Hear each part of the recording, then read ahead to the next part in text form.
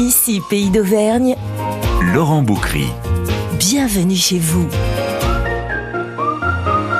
Nutrition, diététicien, Maxime Léon, notre compagnie, bonjour. Vous avez bonjour. votre cabinet à Enza, à Clermont-Ferrand, à Chanona, où ça d'autre aussi?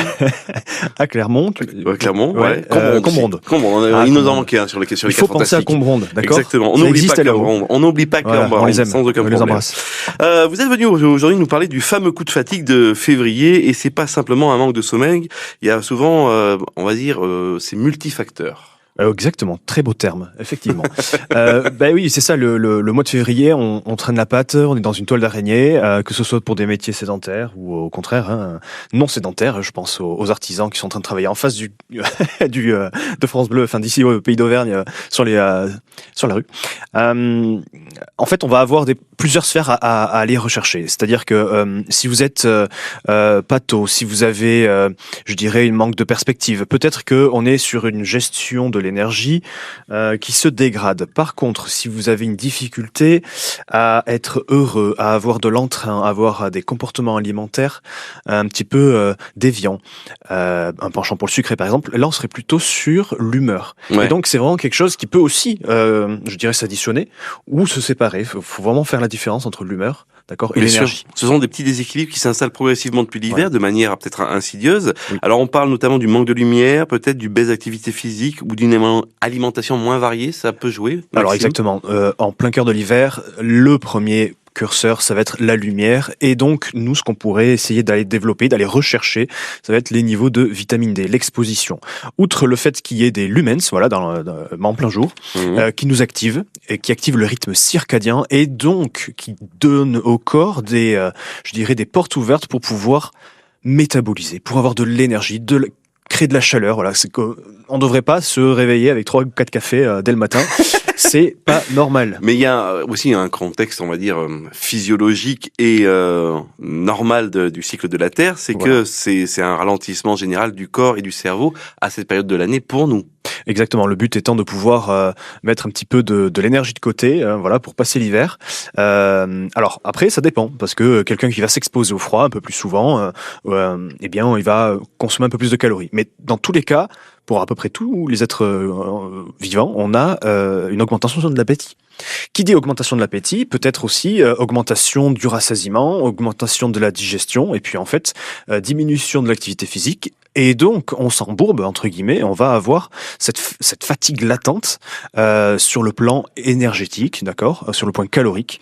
Et donc, tout ça pour essayer de mettre un peu de côté pour passer l'hiver. En fin de compte, on peut même dormir 8 heures et se réveiller fatigué. Voilà, exactement. Alors après, dites-vous bien que certes, l'hygiène de vie est importante avec la lumière, tout ce qu'on vient d'évoquer, mais il va y avoir aussi une dénutrition, entre guillemets, attention, hein, le terme est un petit peu forcé, mais des petites carences peuvent s'implémenter gentiment et sûrement, et là en micronutriments, puisque les aliments, en principe, l'hiver, sont un peu moins riches. Alors du coup, tout le point va être là, c'est d'arriver à densifier tous ces nutriments. On parle de vitamines, de minéraux, qui sont des clés essentielles, comme l'oxygène pour un moteur. C'est-à-dire que vous pouvez avoir un moteur et de l'essence, ça ne marche pas s'il n'y a pas d'oxygène. Et c'est pareil pour nos vitamines et minéraux.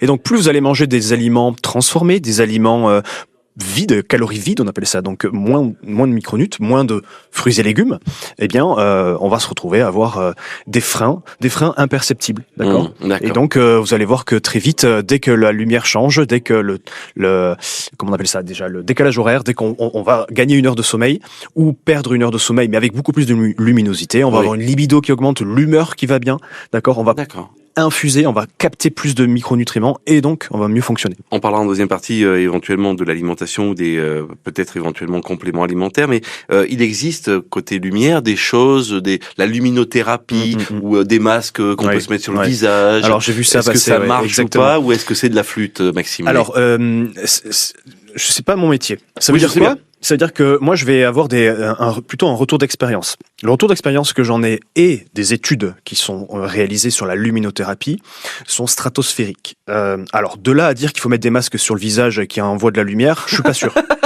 C'est un peu bizarre. Par contre, on a autant d'efficacité que certains traitements psychiatriques pour les états de dépression. Ouais. Et en tout cas de déprime hivernale pour nous. Il faut que ça soit encadré, ce que vous êtes en train de me dire. Il faut quand même avoir une petite recommandation. Mais le problème, avec ma lampe de chevet dans le visage, ça marche pas. C'est exactement. Par contre, faut baigner dans de la lumière avec un certain coefficient. Ouais, voilà. Mais ça change énormément de choses. Et c'est pour ça qu'on s'endort aussi. Je veux dire, normalement, c'est parce qu'il fait noir que le corps oriente certains acides aminés, donc des protéines qu'on parlera après, pour pouvoir synthétiser de la mélatonine et s'endormir correctement. C'est pareil pour l'éveil. Moi, ce matin, je prends beaucoup de lumière parce que vous êtes brillant à l'antenne. Oh, merci. On continue d'en parler dans un instant avec ici Pays d'Auvergne. Alimentation, solutions, signaux d'alerte pour cette fatigue du mois de février. Ici Pays d'Auvergne. On est sur la même longueur d'onde. Bienvenue chez vous. Maxime Lay, votre invité, LAY, diététicien à Channona, Combronde, Clermont-Ferrand, également Enza. On retrouve bien entendu tout ça sur vos sites internet et sur votre site maxlediète.fr. On parle de cette fatigue de février. On parlait justement de nutrition également. Oui. L'hiver, on consomme, vous l'avez dit, moins de fruits, moins de légumes frais, moins de vitamines. Comment on fait pour pallier cette déficience? Alors, moi je vois toujours les choses comme une pyramide. C'est que d'abord, il y a la diététique, après il y a la nutrition. Voilà, c'est deux choses différentes. Et puis après, on va faire de la nutrition clinique, de la micronutrition, mais on vient empiler et c'est vraiment a posteriori. Le but, déjà, c'est d'arriver à avoir suffisamment de briques et donc de varier notre alimentation, d'aller acheter des choses les plus brutes possibles. Ça, c'est je vais dire que c'est les choses classiques, d'accord ? J'ai besoin suffisamment de protéines. Et ça, c'est mon sujet, presque mon combat. Alors, ça veut pas dire la viande, hein, d'accord ? Ça va être les légumineuses, voilà, le poisson, les œufs. Pois chiches, lentilles, ça marche exactement. Aussi. Et dès le matin, si possible, d'accord ? Si possible, si vous avez un petite salade de pois chiches avec le café. Sardine à l'huile de bon matin. Super. Super. Non, en fait, ça peut. Si on est un viking, si on est un viking, on peut. Un petit produit laitier le matin, ça passe aussi bien, hein, d'accord, ou quelques noix. Œufs aussi. Voilà, avec plaisir les œufs. 2 œufs, un peu de farine, ça fait un pancake. Hein. Donc le sujet, c'est d'arriver à avoir des acides aminés, donc des protéines qui nous permettent, voilà, de synthétiser des hormones de récompense, d'entrain, de motivation. Ça s'appelle la dopamine. Voilà, c'est le plus connu comme ça. Et inversement, le soir, on va plutôt avoir une synthèse de sérotonine. Donc si on est en déficit, cette sérotonine va gérer un petit peu plus les envies sucrées, l'humeur, l'irritabilité, d'accord. Et donc après, on peut avoir une difficulté à s'endormir ou avoir un sommeil correct puisque la sérotonine se transforme en mélatonine. C'est une des hormones de l'endormissement. Et donc voilà. Donc déjà, ça vient pas du bon Dieu. Ce sont des protéines. Après, il y a des acides gras. On parle souvent des oméga 3. Ça fluidifie les membranes cellulaires. Ça permet les meilleurs échanges, de diminuer l'inflammation. Et cette inflammation peut être aussi énergivore. Donc, on peut avoir, à cause d'un métier, à cause d'un stress, voilà, à cause d'une maladie même, hein, ou une prise de traitement. Hein. En ce moment, c'est l'hiver, c'est pour ça qu'on est un peu plus fragile. Eh bien, cette taxation énergétique. Et puis après, il va y avoir principalement les fibres. Voilà, l'apport fibreux, c'est quelque chose qu'on essaye d'augmenter radicalement de nos jours puisque on ne mange pas assez de fibres.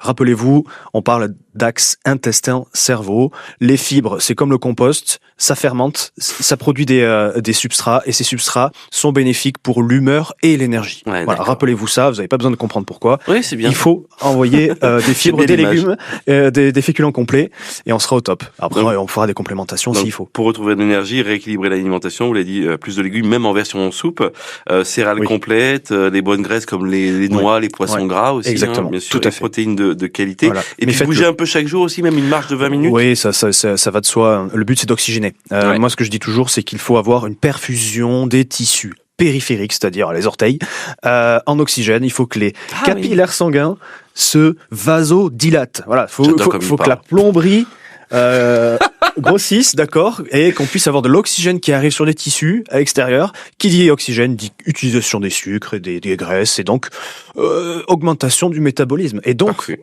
tout le reste va suivre, d'accord ? Bien sûr, je comprends. Dernière question, Maxime Lay, complément alimentaire à cette époque de l'année, bonne ou mauvaise idée, les multivitamines, les oméga 3 éventuellement qu'on peut trouver à la pharmacie ? Alors il n'y a pas de bonne ou de mauvaise situation. Merci Otis. En fait, le sujet, c'est que plus votre alimentation est dégradée par certaines problématiques, que ce soit même par exemple un budget serré, hein, ça peut exister, peut-être que un supplément alimentaire permettrait de compenser quelques déficits. Donc plus l'alimentation est dégradée, plus le complément alimentaire va fonctionner. Mais c'est pas une raison justement pour dégrader notre alimentation par Bien sûr que fainéantise. non. Oui, non, attention. La nourriture c'est dans le cadre d'une alimentation beaucoup plus variée et Voilà. équilibrée. Exactement. Donc ensuite, il va y avoir, je dirais, des grades de supplémentation. On a parlé des oméga 3, c'est primordial si vous en avez pas assez. La vitamine D, pour le coup, maintenant en France, on recommande tout, absolument tout le monde sous vitamine D. On va avoir la vitamine C en antioxydant, on va avoir les vitamines B9, alors ça c'est très très très important, B9 et B12. B12, si vous mangez des protéines animales, il n'y a pas de sujet, on n'en parle pas. Par contre, la B9, ce sont les acides foliques, les folates. Bon, c'est quelque chose qu'on va retrouver très facilement dans les légumineuses, dans les céréales complètes et les légumes verts. Donc, rappelez-vous que ces légumes verts apportent des folates, ces folates permettent de créer de l'énergie. Voilà, c'est vital, juste ne serait-ce que la création d'un globule rouge. Sans globule rouge, on n'est pas bien du tout, hein, oui, monsieur Boukry. Oui, Voilà. tout à fait. Donc, il nous faut cette vitamine. Et comme son nom l'indique, c'est vital. Voilà. Je vais pas développer tout les vitamines et minéraux, mais le magnésium en fait partie pour avoir une meilleure récupération, une meilleure sensibilité à l'insuline. Et en fait, augmenter le métabolisme parce qu'on a un déficit, c'est revenir à la normale. Ouais, dans l'idéal. Maxime Lé, diététicien à Chanona, Combronde, Enza et Clermont-Ferrand, maxlediète.fr, vous retrouvez sur les réseaux sociaux LAY et bien sûr chaque mois avec une consultation sympathique et avec ici Pays d'Auvergne. C'est gentil. Merci beaucoup d'être venu Maxime. Merci à vous pour l'accueil. À très bientôt.